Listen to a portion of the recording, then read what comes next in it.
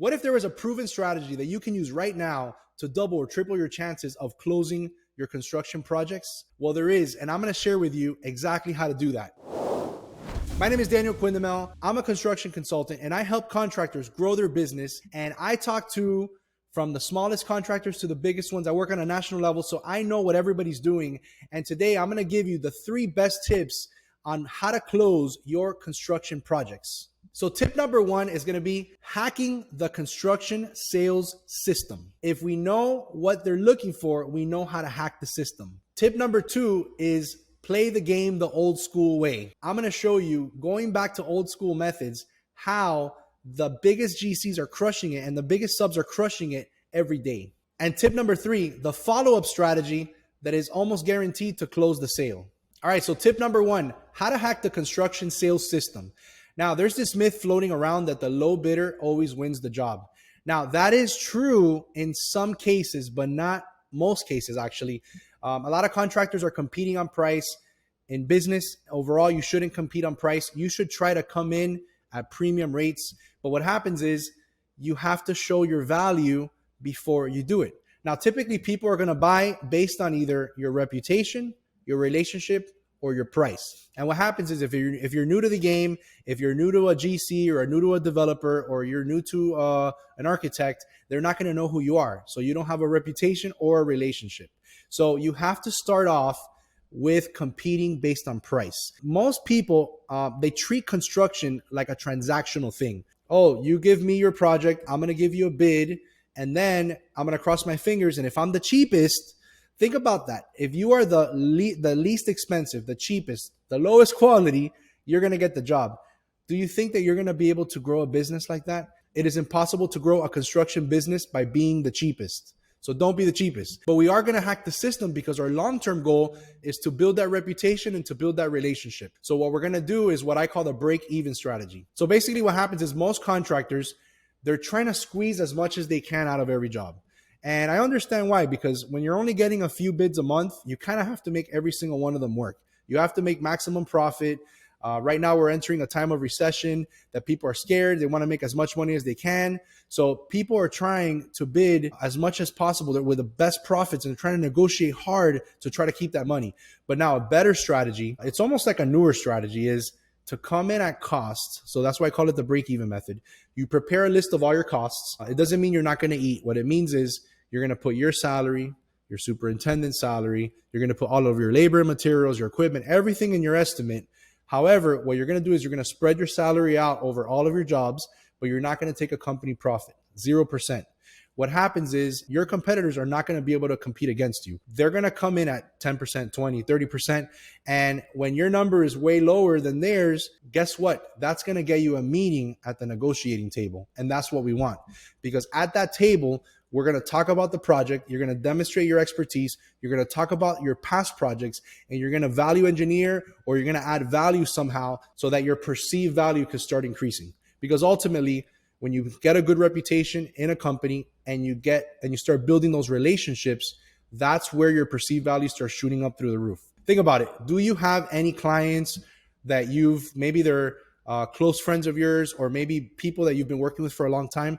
These are the guys that are going to feed you work over and over and over. You want to get to the point with these people where they like and trust you so much, where there's no other option of somebody else to use. It has to be you. Now, the way we're going to do it, we're going to come in low on costs. We're going to break even, very slight percentage of profit. But then what's going to happen is, in the natural progression of every project, you're going to get either between 10 and 30% in change orders. So you're going to make more money. I had a colleague of mine that we were just talking about it. We have a running joke that he prepares these change orders with like 30 to 40 pages of backup. And recently he submitted a change order for $45,000. And I asked him, hey, what is the profit margin on that? And he said 60%.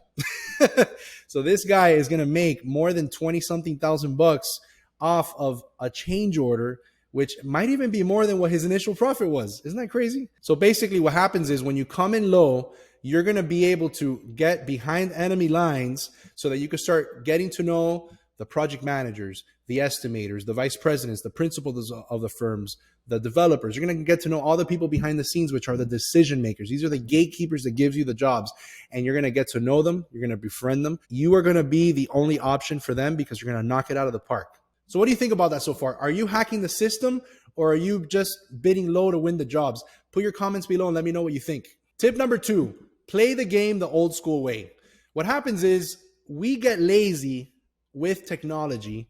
And what happens is a lot of people, they start relying on phone calls, text, emails, which is very impersonal, very transactional to conduct business. And we're losing the human aspect of sales, which at the end of the day, no matter how many lead platforms you come out with, email systems, project management softwares, estimating programs, we are still human beings, and we need that face-to-face contact for the comfort to hire, for especially for higher ticket things. Listen, construction is not, it's not like buying a house. It's not like buying a boat.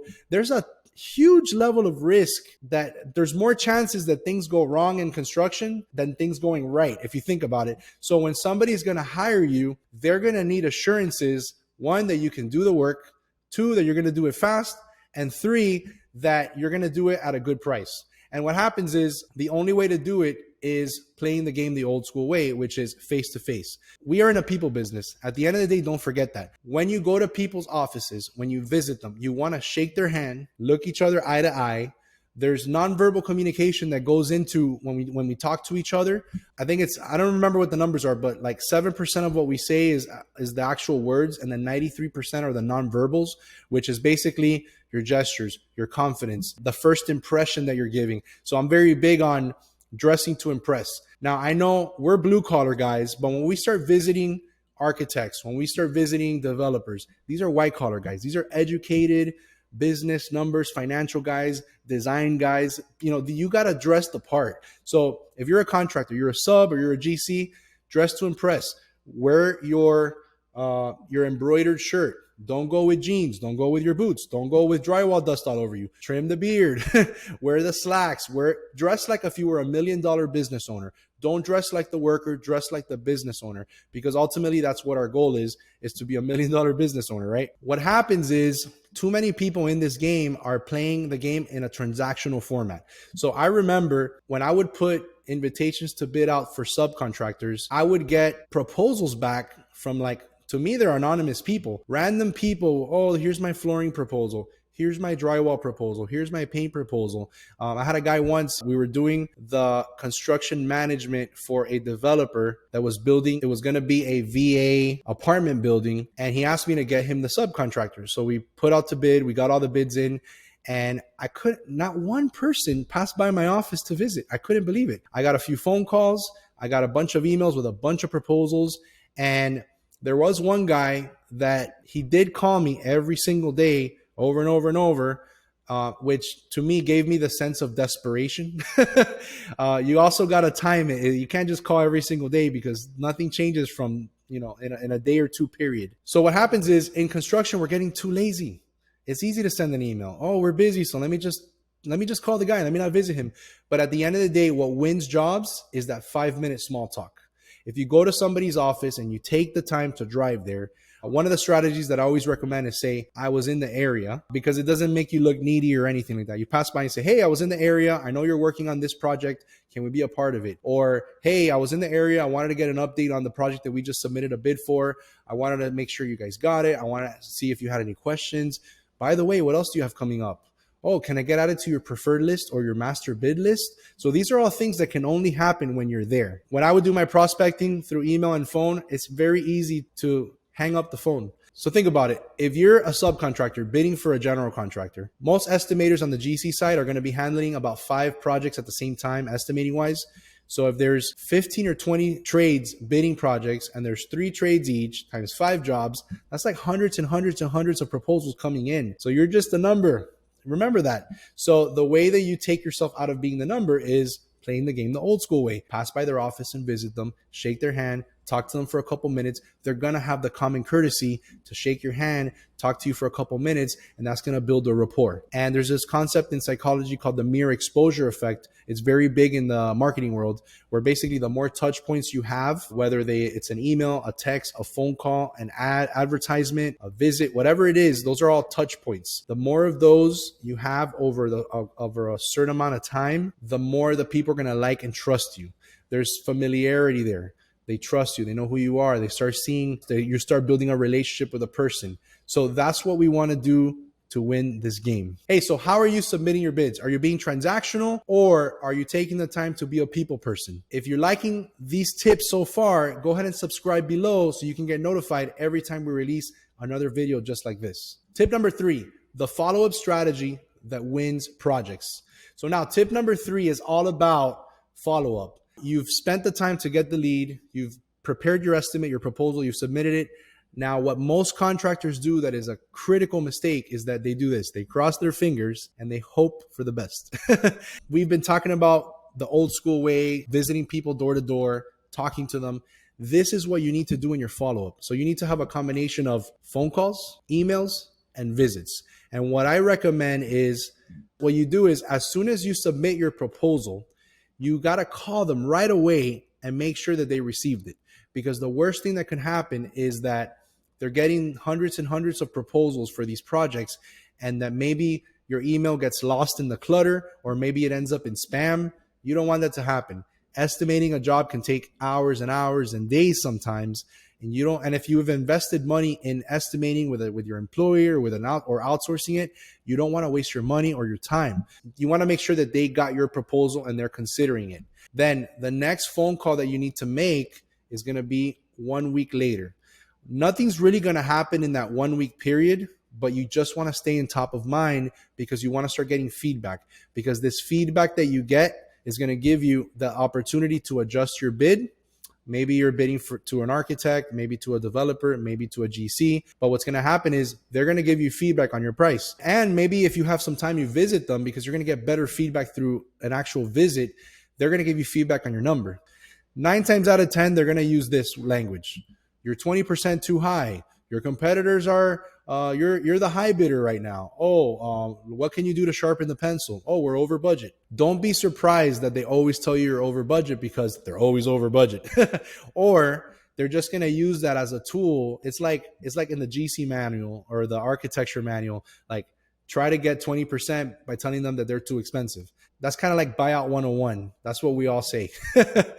So what happens is, now this is going to give you an opportunity to adjust for future bids, and you might even be able to adjust this one to be more competitive.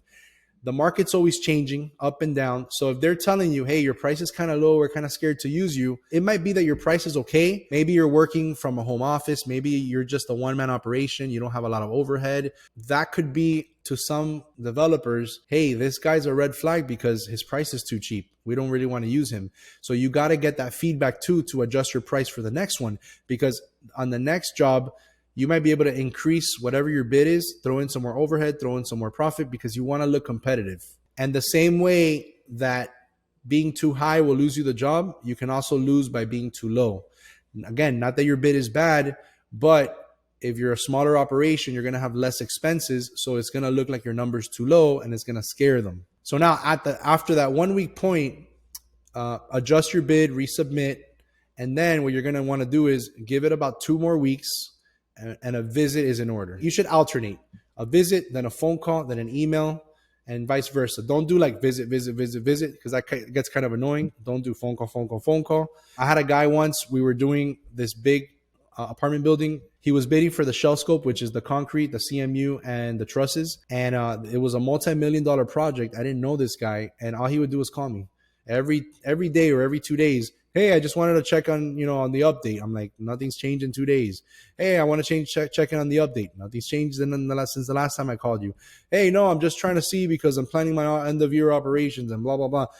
And what started going on in my mind was, this guy probably doesn't have very much work if he has so much time to just call me over and over and over. Or he's probably a smaller guy that doesn't have anything going on. And that scares the GCs too, because it says, can I really give this guy a $2 million contract for this?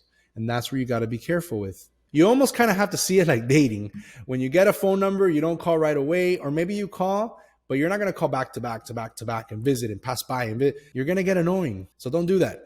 Now, if you're serious about growing your business and you really want to take it to the next level, I created a training for you that's going to show you step by step how to take your business from where you are today to selling your first $1 million in construction. So go ahead and click below and go ahead and watch that video. And I look forward to helping you grow your construction business.